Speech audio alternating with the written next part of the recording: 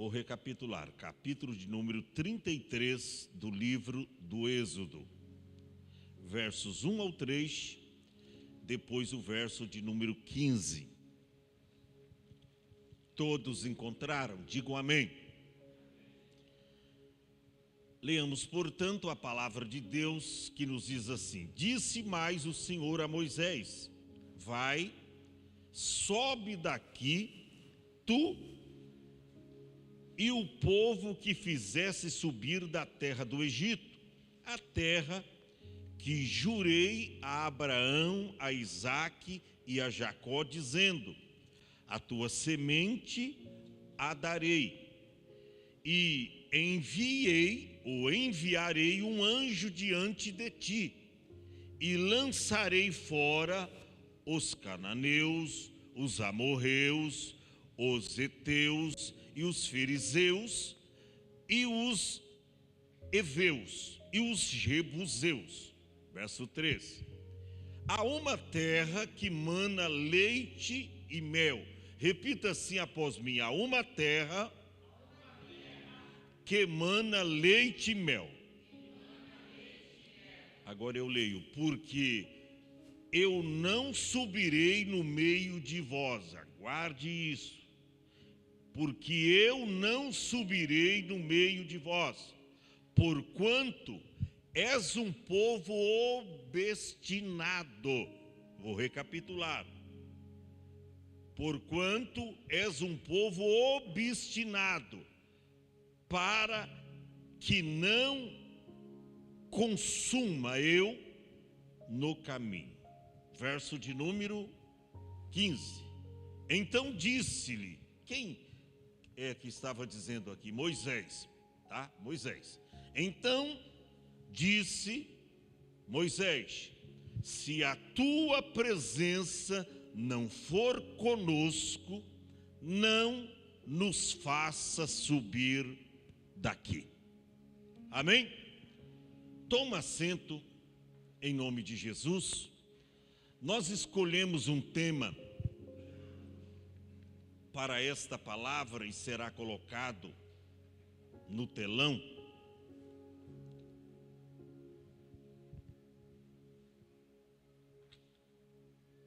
Que diz: não queremos apenas a promessa, queremos a presença. Repita assim após mim: não queremos apenas a promessa,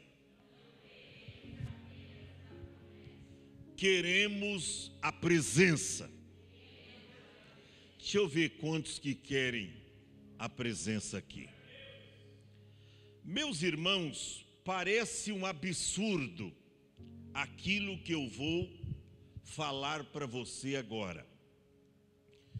Olha para cá, se Deus te dissesse, escute bem isso, se Deus dissesse a você que vai realizar todos os seus sonhos, escute bem, mas Ele não estaria com você nestes sonhos, o que é que você faria?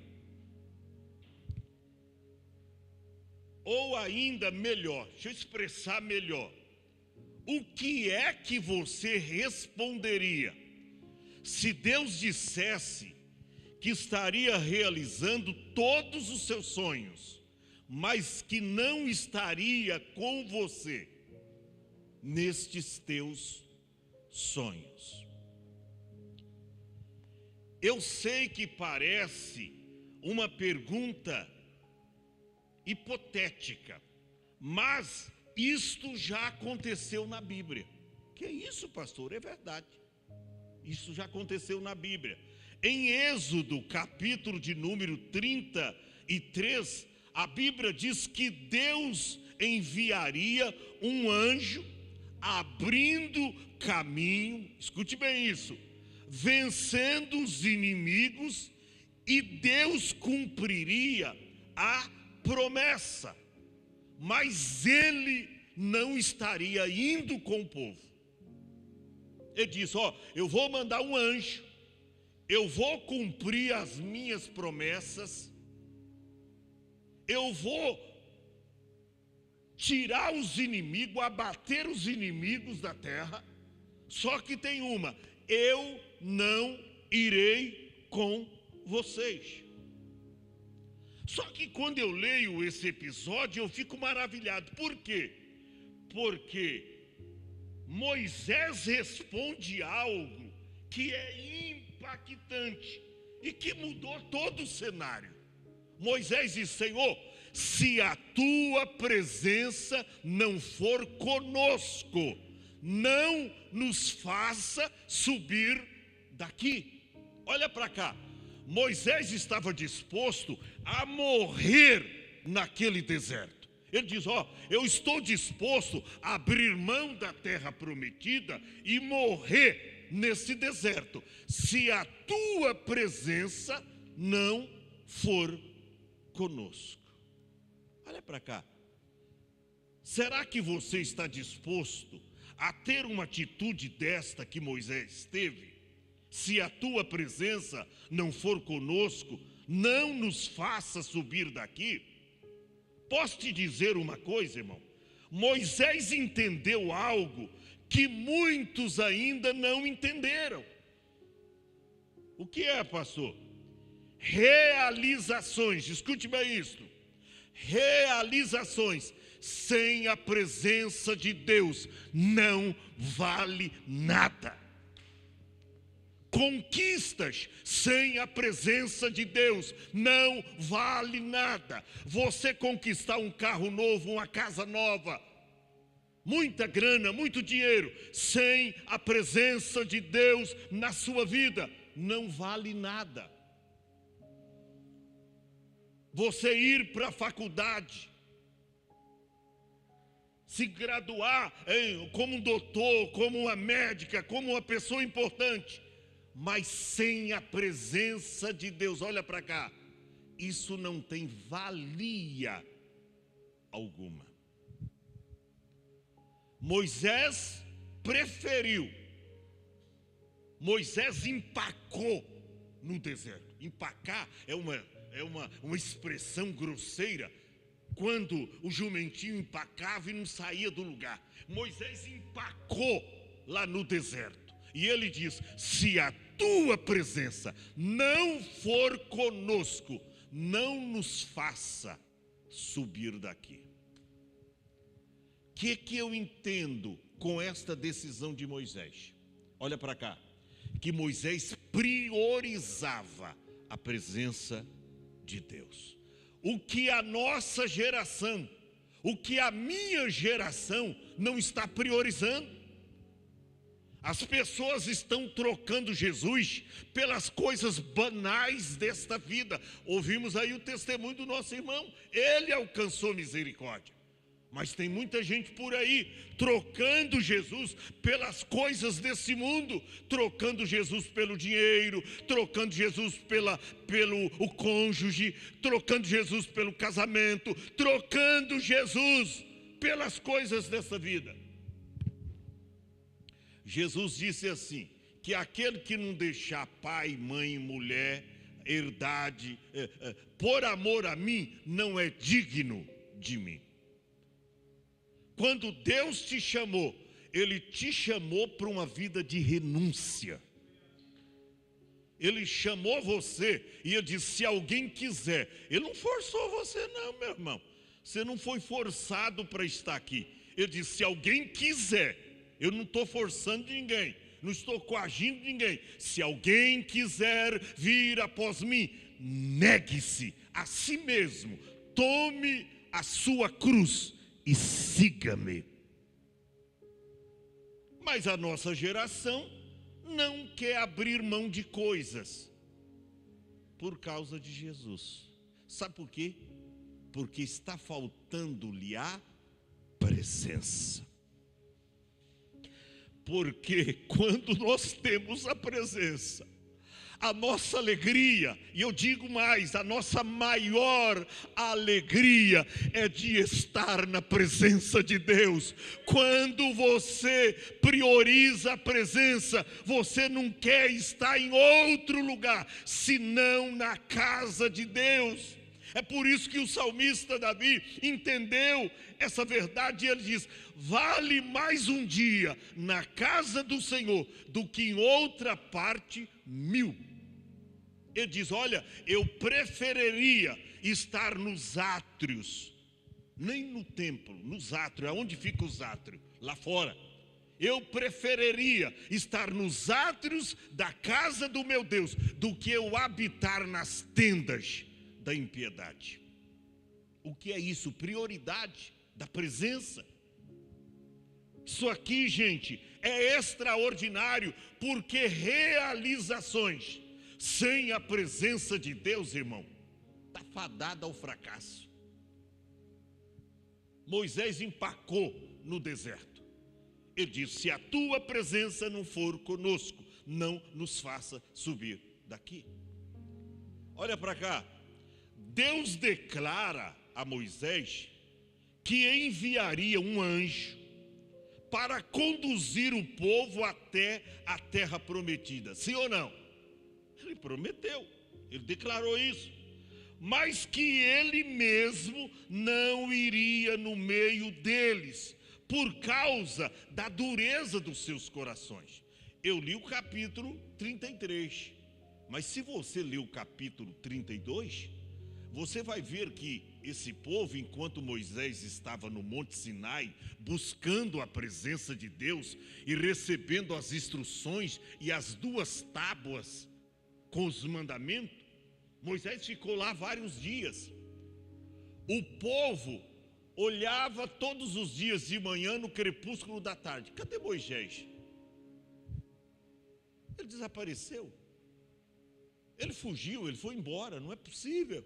Passa o primeiro dia, segundo, terceiro, uma semana, 2 e nada de Moisés. E ele estava lá 40 dias no Monte Sinai. Até que um dia levantaram-se um capitão e chega para Arão, irmão de Moisés, e disse: olha, a gente não sabe o que aconteceu com Moisés. Ele desapareceu. A direção dele foi para esse Monte Sinai aqui. É capaz que um leão comeu ele lá, porque não é possível. 40 dias ele não volta. A gente não sabe o que aconteceu com ele.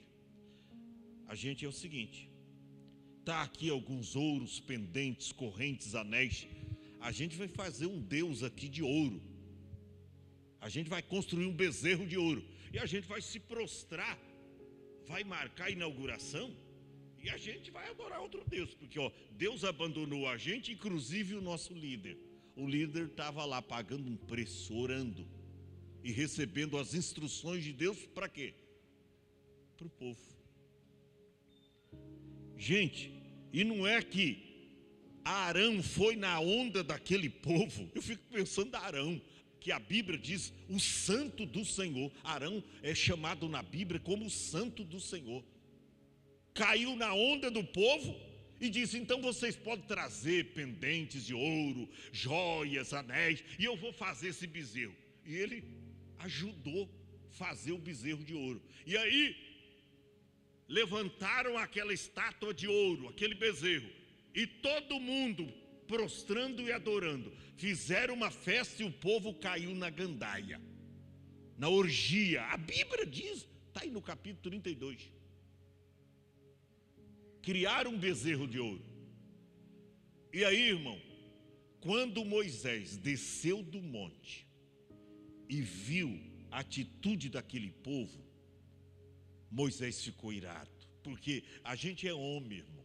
Quando a gente vê gente trocando a chamada pelas coisas, tem gente por aí empurrando a barriga, o ministério que ele recebeu do Senhor com a barriga, empurrando as coisas com a barriga.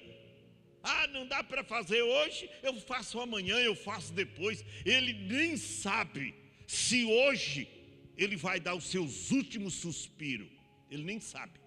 Está se projetando para amanhã ou para depois. Não deixa para depois o que você tem que fazer hoje, agora. Moisés desceu do monte e quando ele deparou com o povo estava na orgia, bebendo, se prostituindo. É a Bíblia que diz. Moisés ficou irado. ele estava nas suas mãos as 2 tábuas dos mandamentos escritos pelos dedos de Deus, irmão. Foi Deus que escreveu. Ele ficou tão irado que ele, quando deparou com aquela cena, ele pegou e fez assim, ó, pá, jogou as 2 tábuas, quebrou as tábuas. Deus ficou tão irado com esse povo. É por isso que no capítulo 33, Deus disse: olha, Moisés, chega. Porque tem hora que até Deus dá basta. Irmão, Deus investe em você, Deus faz tudo, prepara trabalho, prepara casamento, Deus faz tudo. E o que é que você faz? Tem gente que nem consegue vir 2 cultos por semana na igreja. Eu fico pensando, meu Deus, aonde está o compromisso da nossa geração? Você faz de tudo, Deus fez tudo, preparou o caminho, Deus esteve com o povo durante a peregrinação no deserto. À noite era a coluna de fogo, de noite a nuvem, conduzindo o povo, e o povo nessa rebeldia.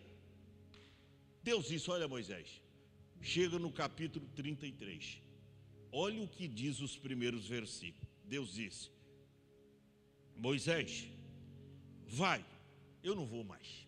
Vai, Moisés. Sobe daqui, tu e este povo que fizesse. Ele nem falou que foi ele que fez subir o povo. Deus estava tão irado que fizesse subir da terra do Egito, a terra que jurei a Abraão, a Isaque e a Jacó, dizendo: a tua semente te darei. E enviarei um anjo. Ou seja, Deus estava dizendo: ó, eu não vou, mas por graça e misericórdia, eu vou enviar um anjo. Eu vou enviar um anjo. Eu vou enviar um anjo diante de vocês. Eu vou lançar fora da terra os cananeus, os amorreus, os heteus, zereus, os fariseus, os heteus e até os jebuseus. Vou lançar todos os inimigos fora da terra. E ó, lembrando a vocês, é uma terra boa, viu? É uma terra que emana leite e mel. Eu jurei aos vossos pais que daria essa terra. Eu vou dar. Por quê? Agora, tem uma. Porque eu não subirei no meio de ti. Eu não vou subir com vocês. Porquanto és um povo obstinado. E sabe por que eu não vou? Porque senão eu vou consumir todos vocês. Vai sobrar até para você, Moisés. Então eu não vou, mas por graça e misericórdia, eu vou enviar um anjo. Quando Moisés recebeu essa palavra, às vezes eu fico pensando a reação de um verdadeiro líder. De um verdadeiro líder. Que aguenta tantas desavenças, que aguenta tanta humilhação das pessoas para vê-las na igreja. É não daqui, é não dali, hoje eu não vou. É gente que quer saber mais do que você. É gente que quer dirigir a igreja por você. É gente que quer te instruir. É como ensinar o vigário a rezar missa. É gente que você levantou, consagrou e às vezes quer te ensinar. Quer te ensinar. Achando que é alguma coisa. Às vezes nem exemplo de cristão tem para dar. E aí eu fico pensando a liderança de Moisés. Moisés conhecia a dureza do coração deste povo. Assim como Deus, melhor do que Moisés, conhecia esse povo. Deus conhecia. Por isso que ele diz: eu não vou com esse povo, Moisés. Porque se eu for, eu vou consumir esse povo. Eu vou consumir, eu vou matar esse povo. Olha como entra em cena um verdadeiro líder. Moisés, quando ouve isso, olha o que diz o verso 12. E Moisés disse ao Senhor: eis que tu me dizes, faze subir esse povo, porém não me fazes saber a quem há de enviar comigo. E tu dissesses: conheço-te pelo teu nome, também achasses graças aos meus olhos. Ou seja, o Senhor disse uma palavra boa ao meu respeito, que me conhece pelo nome e que eu achei graça diante dos seus olhos. Muito bem. Agora, pois, se eu tenho achado graça aos teus olhos, rogo-te que agora me faça saber o teu caminho, e conhecer-te-ei, para que ache graça aos teus olhos, e atenta para esta nação é o teu povo. Ou seja, ele entra na brecha, como uma outra ocasião que o povo tinha pecado, e Deus chega para Moisés e diz: Moisés, eu estou irado e eu vou matar todo esse povo. Eu vou riscar o nome desse povo do livro que tem escrito. Está escrito aí, irmão, no Êxodo. Eu vou riscar o nome deles do livro da vida. Eu vou riscar, Moisés. Aí Moisés entra na brecha novamente. Ele diz: Senhor, se o Senhor for riscar o nome desse povo, risca o meu também. Risca o meu nome do livro que tens escrito. Risca o meu nome. Se for matar esse povo, se for riscar o nome desse, risca o meu também. Olha a posição, o posicionamento de um verdadeiro livre, entrando na brecha para defender um povo rebelde. Às vezes o pastor está defendendo alguém que quer o mal, só fala contra ele, murmura, critica, nunca agradece aquilo que o pastor faz. Nunca agradece. Aí quando chega num patamar, acha que é o bam, acha que chegou lá sozinho, sem a ajuda do pastor, sem a ajuda de ninguém. E aqui aconteceu a mesma coisa. Moisés falou: olha, Senhor, se eu achei graça aos teus olhos, o Senhor vai me mostrar o teu caminho, e o Senhor vai atentar para esta nação, porque esta nação é o teu povo. Foi o Senhor que tirou lá da terra do Egito. Eu fui apenas o instrumento, mas quem tirou foi o Senhor. E aí, estamos finalizando, o que eu me acho interessante aqui, irmão, presta atenção.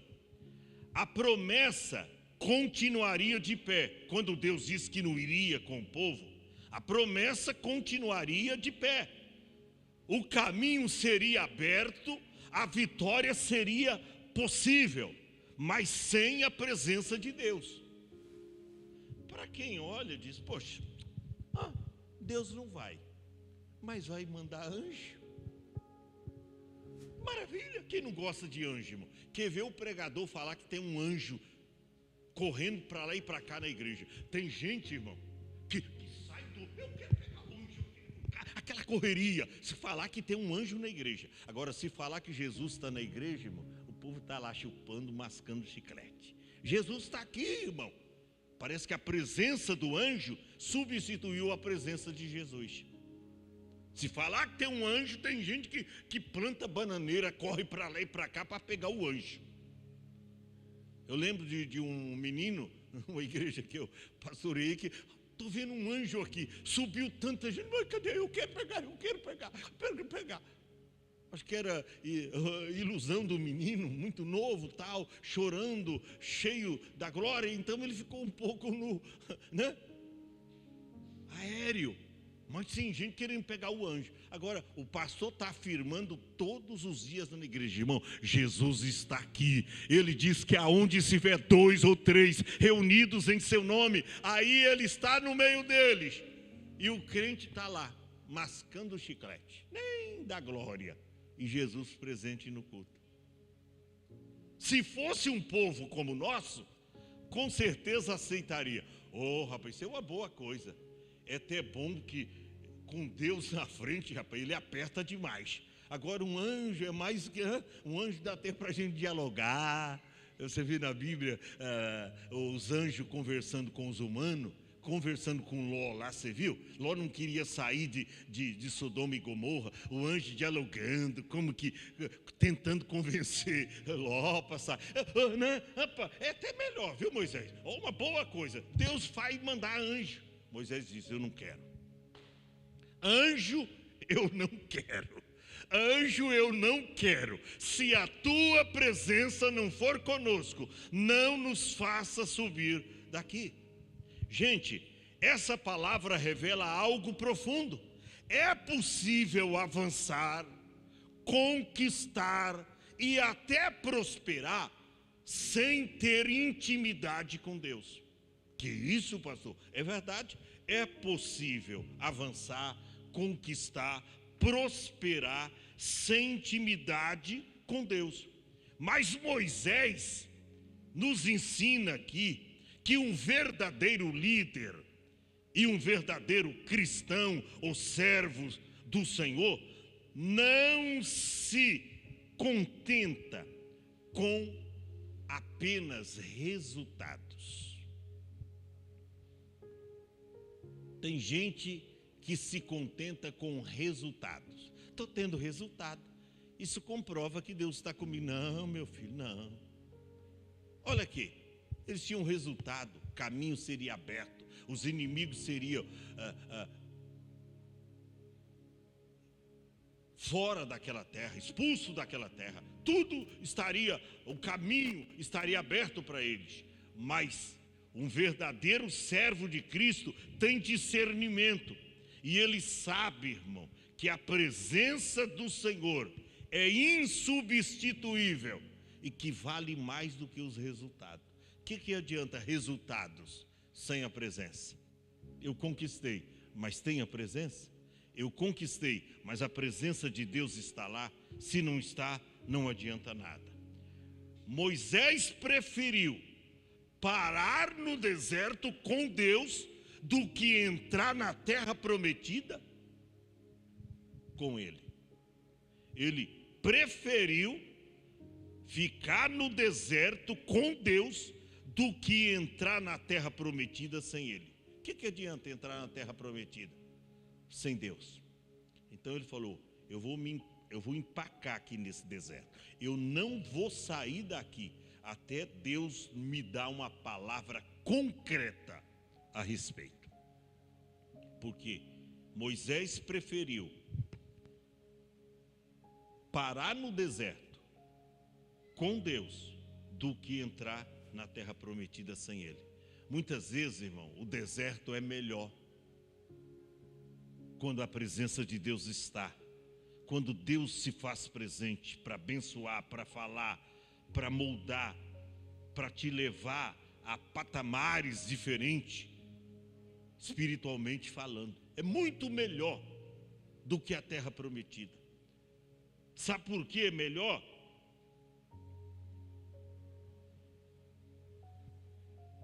Quantos saíram do Egito? Quantas pessoas saíram do Egito?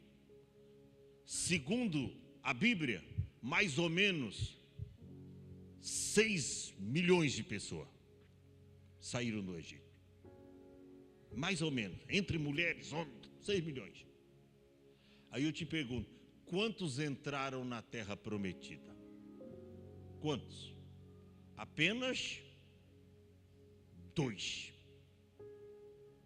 Josué e Caleb. Apenas 2. Nem Moisés entrou. Ele viu a terra de longe, mas não entrou. Então, a saída não é tão importante, irmão. Tem muita gente que começa na fé e começa bem, mas chega na metade da caminhada, ele estaciona, ele para, ele deixa de obedecer, ele deixa de orar, ele deixa de praticar santidade, viver uma vida santa, uma vida justa, uma vida reta, uma vida pia. Ele deixa de fazer a vontade do Pai. Não adianta. Começou bem, mas terminou mal. Então, o que eu entendo? Anjos podem guiar, recursos podem ajudar, estratégicas podem funcionar, mas só a presença de Deus transforma, sustenta e dá o sentido na caminhada. Anjos é bom, resultados são bons, estratégias são coisas boas, mas só a presença de Deus transforma e traz luz para a sua caminhada, traz sentido para a sua caminhada. Estamos falando, irmão, aqui, que o povo de Israel, a geração que saiu do Egito, morreu no deserto. Que isso, pastor? Você sabia que a geração que saiu do Egito morreu no deserto? A geração que nasceu no deserto entrou na terra prometida.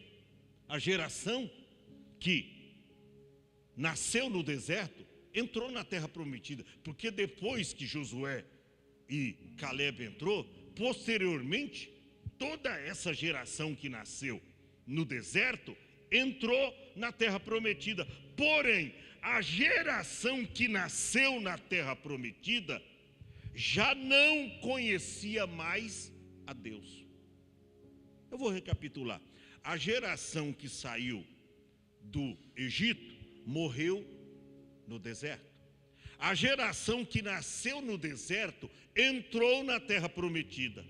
Agora, a geração que nasceu na terra prometida já não conhecia mais a Deus. Você vê que nós estamos numa corrida de revezamento. E se nós não tivermos cuidado de passar o bastão na mão das pessoas certas, nós estamos numa corrida de revezamento. Se a gente não tiver cuidado para passar o bastão, mas com as estratégias certas, com as palavras certas, com o Deus certo, o Deus vivo e poderoso, as próximas gerações, daqui a alguns tempos, serão tão incrédulas, mas tão incrédulas, que quando alguém dizer, você conhece a Deus? Alguém vai dizer, é a Coca-Cola? É o iPhone? É o iPhone que eu fico nele pendurado o dia todo? As pessoas vão conhecer e saber mais de iPhone, mais de redes sociais, do que do próprio Deus, porque nós estamos numa caminhada de revezamento. Vamos ficar em pé. Coloca o tema novamente.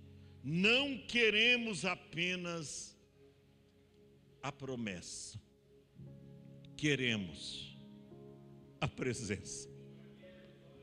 Olha para cá, jovem, por favor, valorize a presença de Deus.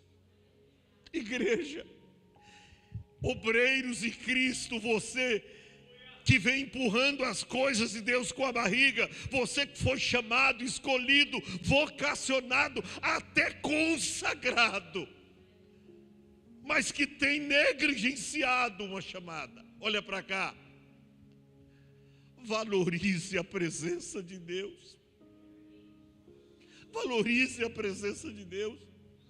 Hoje eu entendo porque Moisés empacou no deserto e ele diz, Senhor, se a tua presença não for conosco, não nos faça subir daqui. Ou seja, Moisés abriria mão de tudo e de todas as coisas, mas jamais ele abriria mão da presença de Deus. Você pode estudar, você pode fazer faculdade, você pode ser um doutor, você pode ser um médico, mas se você não tiver a presença de Deus, você é um pobre, desgraçado, um miserável, um cego e um nu. Você não terá nada e você não é nada. Nós vamos aqui cantar um louvor e vamos fazer uma oração. E Deus aconselha a você. E eu vou chamar aqui todos que querem mais da presença de Deus. Venha cantar aqui à frente conosco. Venha à frente desse altar. Saia do teu lugar, todos. Vem, vai colocar aqui no telão.